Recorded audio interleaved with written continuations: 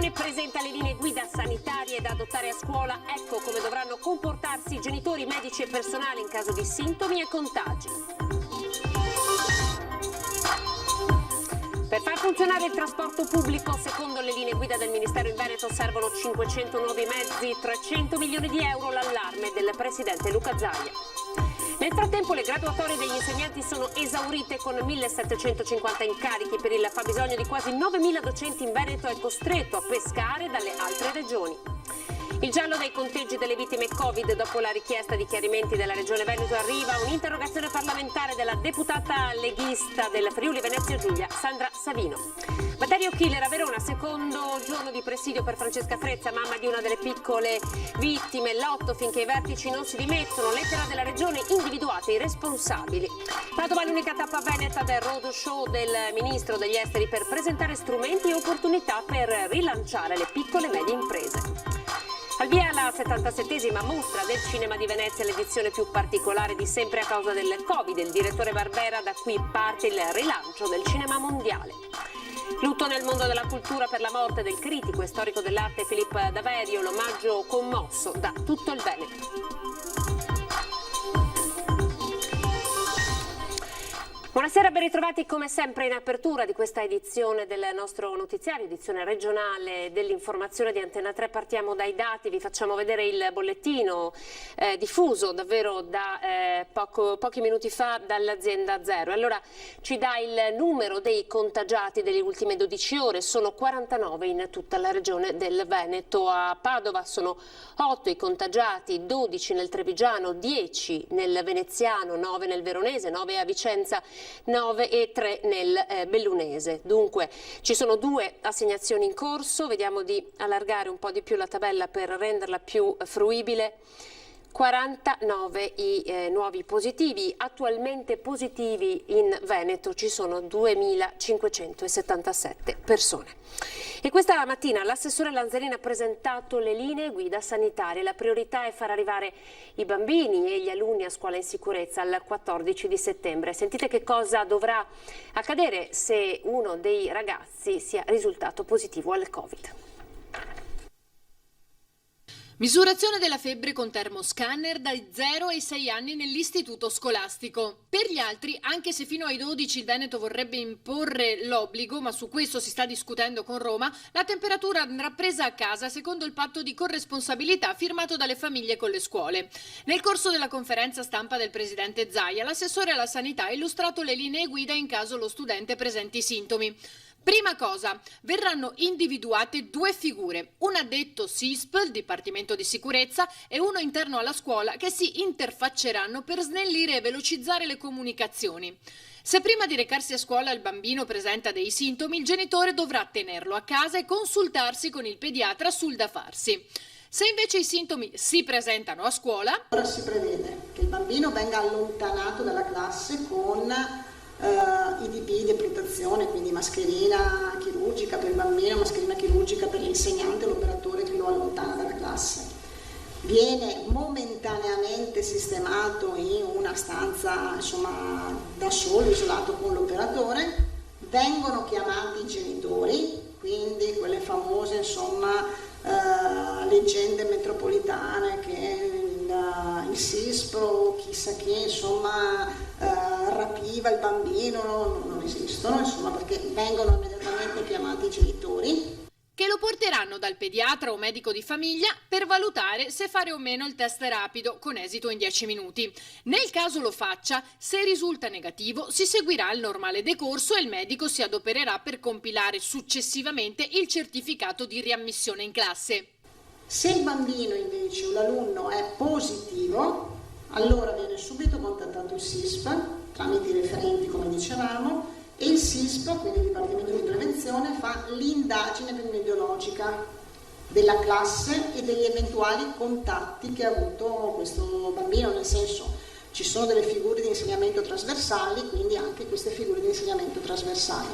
Quindi scatta il piano di sanità pubblica con i tamponi, in quello che può essere appunto l'indagine epidemiologica, eccetera, e incascattano le misure. Ma qual è la novità? Che non viene chiusa la classe o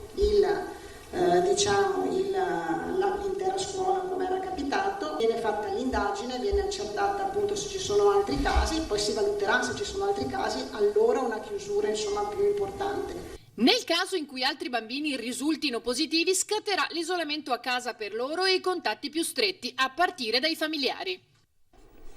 Ed ora parliamo di trasporto pubblico. Per ottemperare alle linee guida del Ministero in Veneto servono 500 nuovi mezzi, quindi per tutta la questione legata alla capienza all'80%, che tradotti in soldoni sono 30 milioni di euro.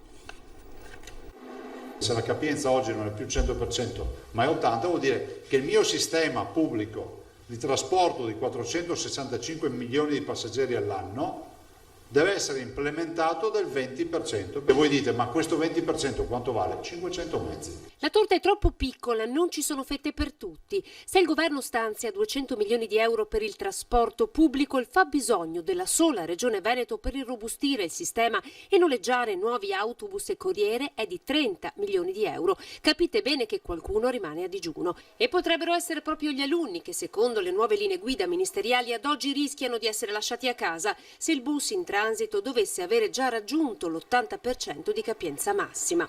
Il problema è grave, tenendo conto che tra meno di 2 settimane il sistema sarà messo a dura prova con l'inizio della scuola. Ci sono problemi amministrativi perché comunque bisogna contrattualizzare quelli che guideranno e porteranno i mezzi, diciamo, in aggiunta, i bis, i famosi 500 mezzi.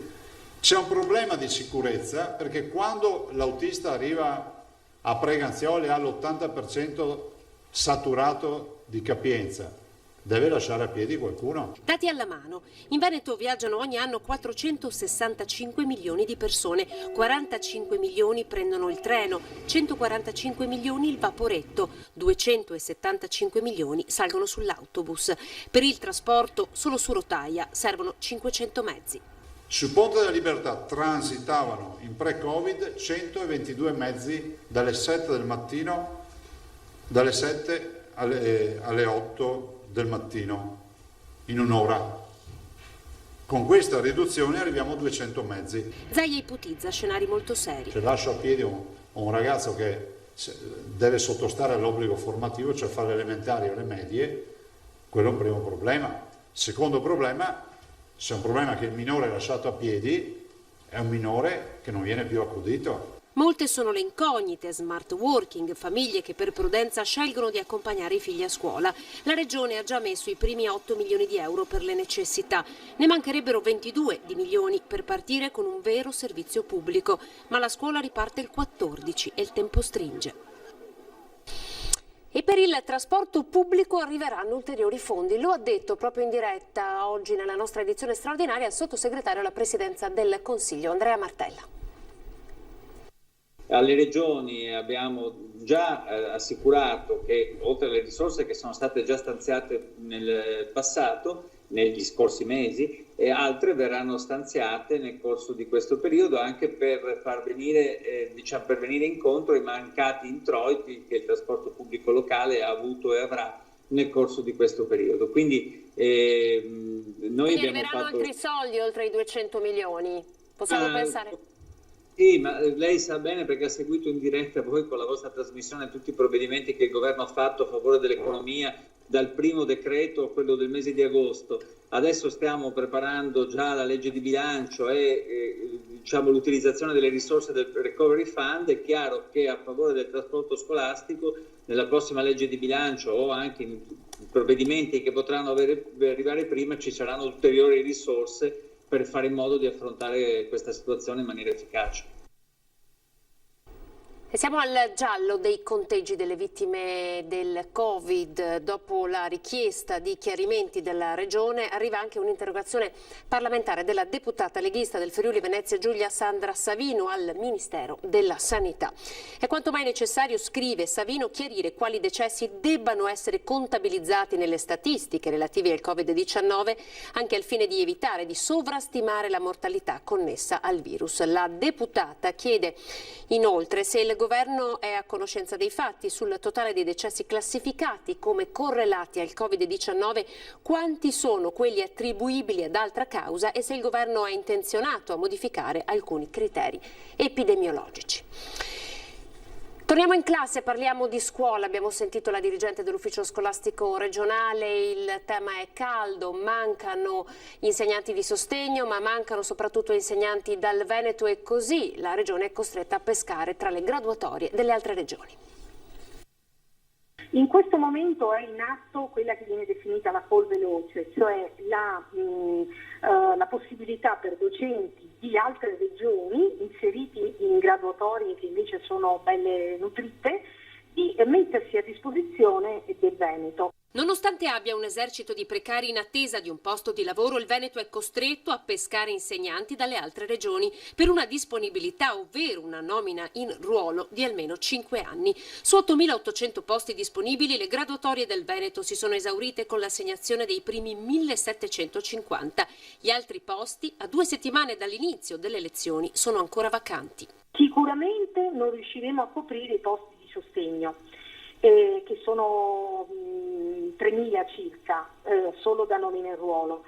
Perché? Perché gli specializzati sono una merce rarissima. 14.000 supplenze in tutto, i posti saranno assegnati dunque a insegnanti con contratti annuali.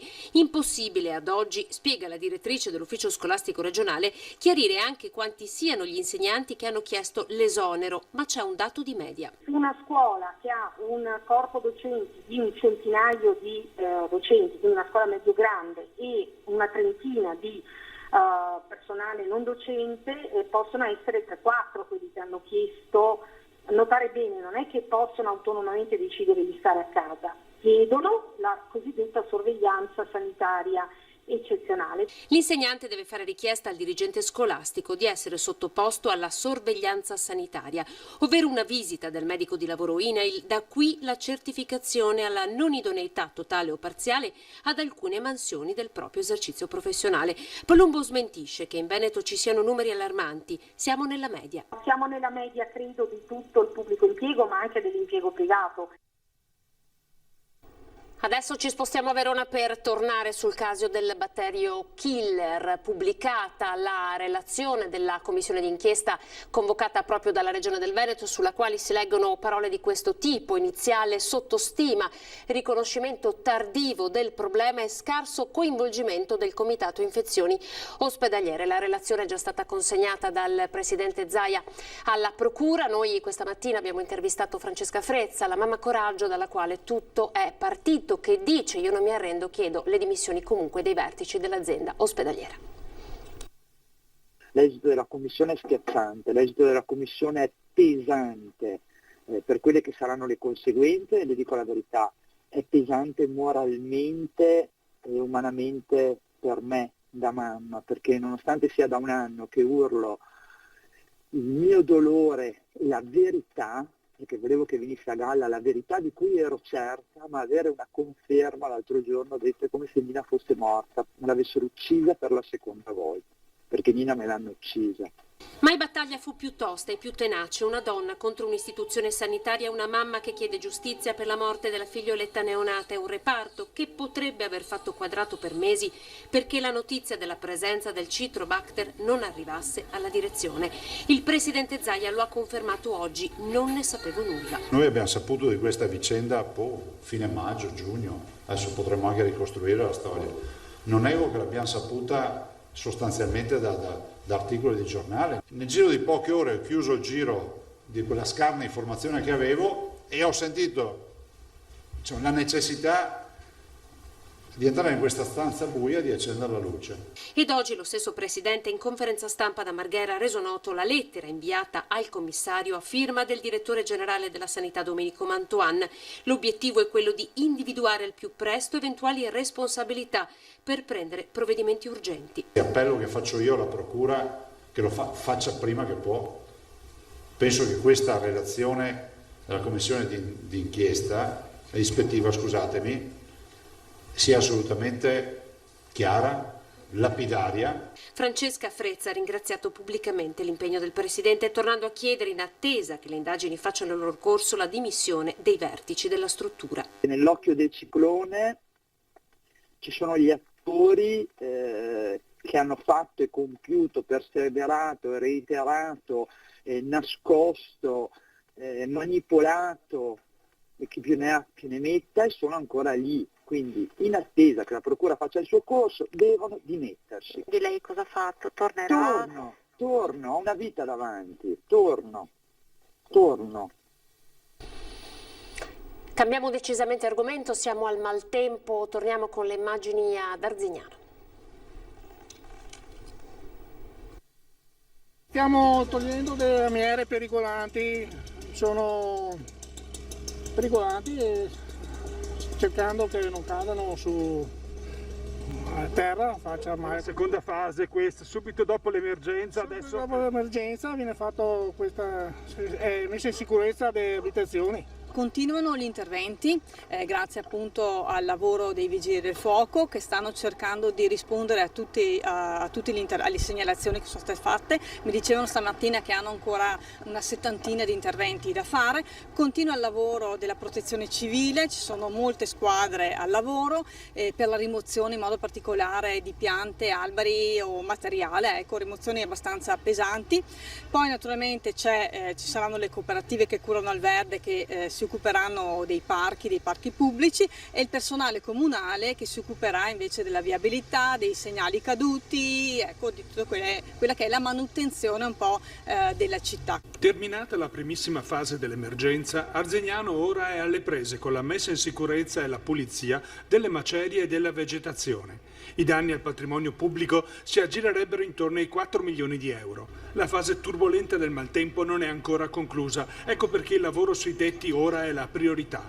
E caccia alle ditte per il ripristino delle coperture e puntualmente, come in ogni emergenza, odiosamente spuntano gli impostori a speculare, i cosiddetti sciacalli, pronti a insinuarsi nelle abitazioni disastrate. Sempre ci sono stati nei terremoti, nelle disgrazie. Loro si approfittano per ricevere soldi o non so, lo Stato non fa niente con quelle cose lì, perché a dire la verità lo Stato non fa niente, però...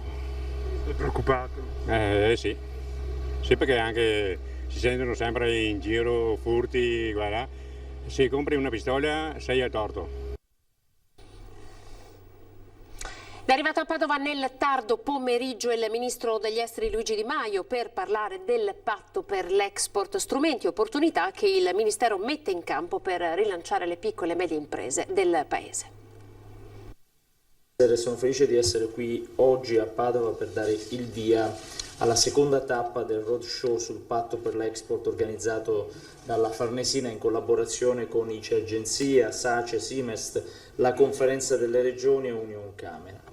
Sono, come ha detto l'ambasciatore Angeloni, le 10 tappe del roadshow in tutta Italia sono alcuni dei seguiti concreti del patto per l'export che abbiamo firmato a giugno insieme a istituzioni, enti pubblici e associazioni di categoria.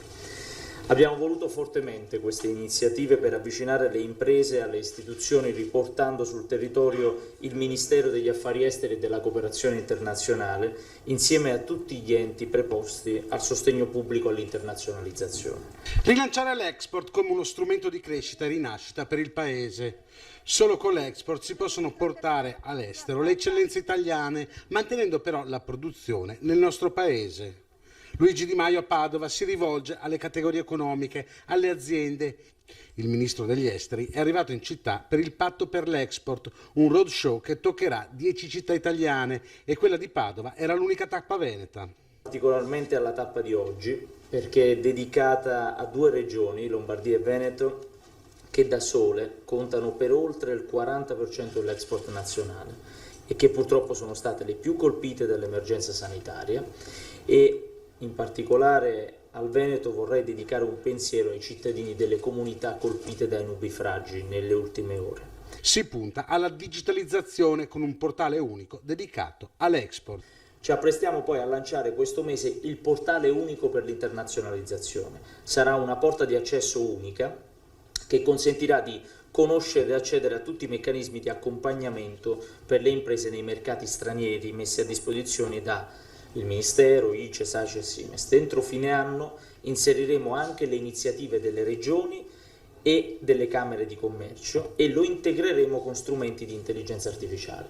Sostanzialmente per la prima volta un'impresa, quando ha bisogno di capire quali sono gli strumenti che lo Stato dà dal più piccolo degli enti territoriali al Ministero centrale, potrà consultare un portale unico che avrà un'intelligenza artificiale che aiuta l'impresa a districarsi tra i decine, centinaia di strumenti. Siamo alla pubblicità, a tra pochi secondi.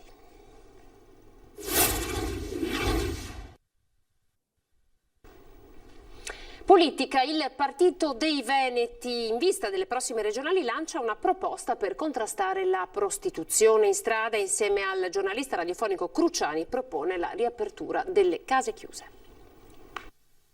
Il 73% dei veneti sarebbe favorevole alla riapertura delle case chiuse, è il dato di un sondaggio condotto da Fabbrica Politica per il gruppo in Consiglio regionale del Partito dei Veneti. E così la proposta del candidato governatore Antonio Guadagnini è quella di superare la legge Merlin e riaprire le case di tolleranza. È proprio un'esigenza di civiltà.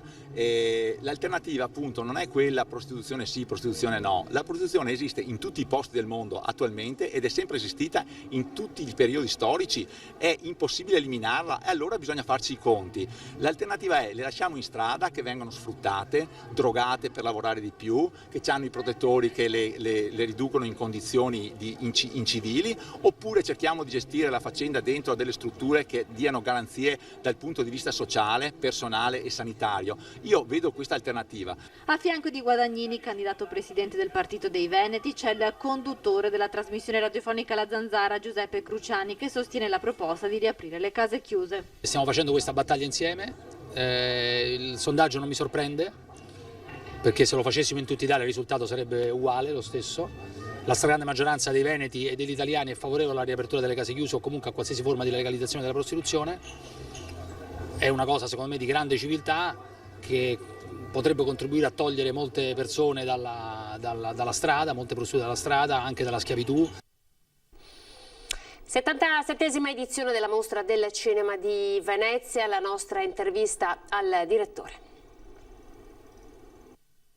Il festival sarà un festival con un po' diverso per le misure di sicurezza che bisognerà adottare e seguire rigidamente, mascherine tutto il tempo, dentro e fuori le sale, distanziamento sociale eccetera, ma per altri versi sarà un festival come sempre, con tutti i rituali consueti, tappeto rosso, conferenze stampa, photocall, tantissimi buoni film, un programma in cui mancano quei 3 o 4 grandi film hollywoodiani a cui eravamo abituati, ma di grandissima qualità perché sono arrivati film davvero da tutto il mondo. Il cinema non può rimanere bloccato ancora a lungo, bisogna ripartire, riaprire le sale, ricominciare a girare buoni film e i festival non verranno meno nel loro impegno di sostegno, di promozione della cultura cinematografica e dell'industria del cinema di tutto il mondo. Sono naturalmente emozionato perché è un'edizione storica senza precedenti, diversa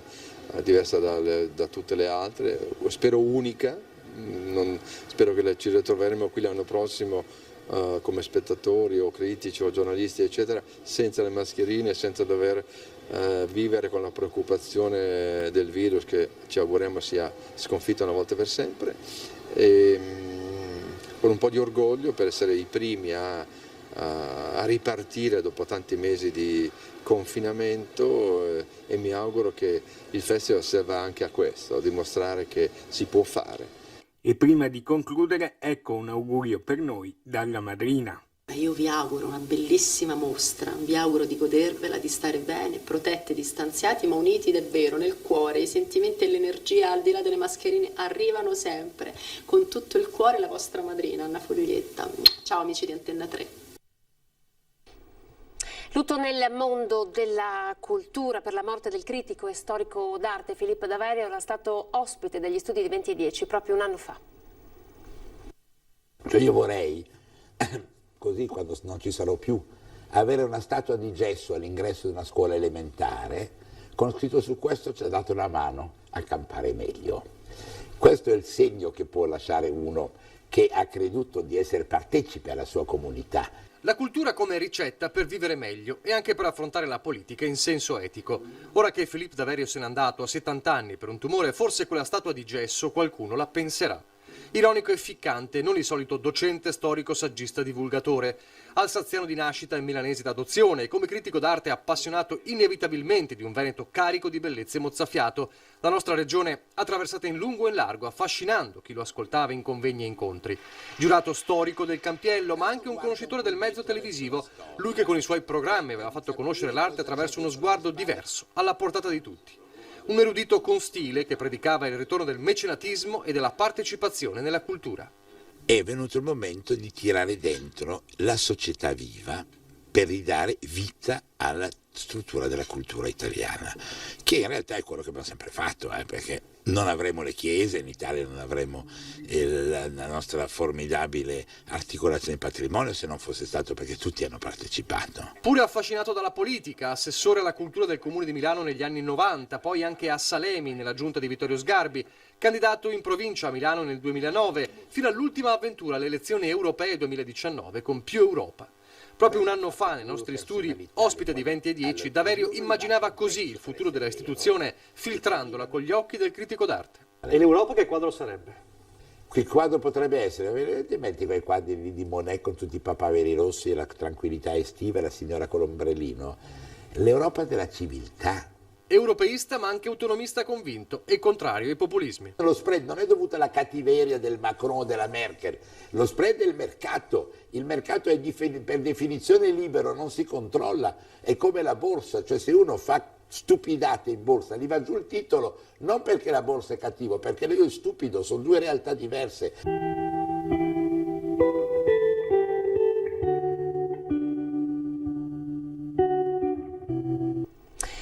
Con il nostro omaggio a Filippo Daverio si chiude questa edizione del notiziario. Tra pochissimo andremo nel veneziano e ora le previsioni del tempo.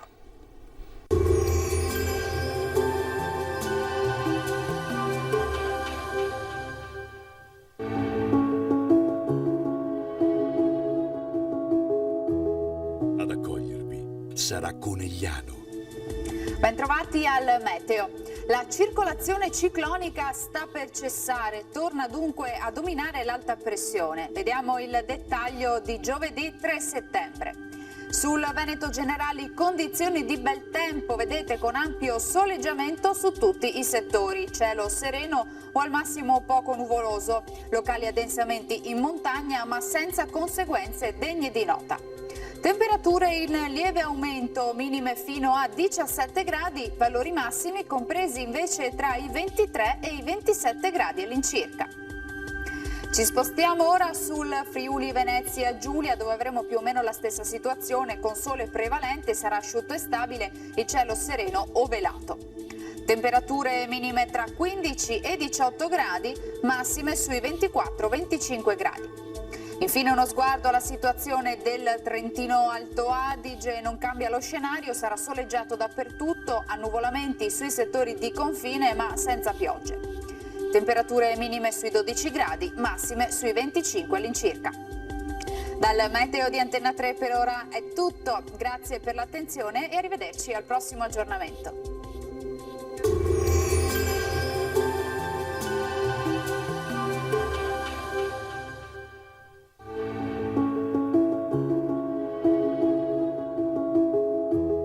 Ad accogliervi sarà Conegliano.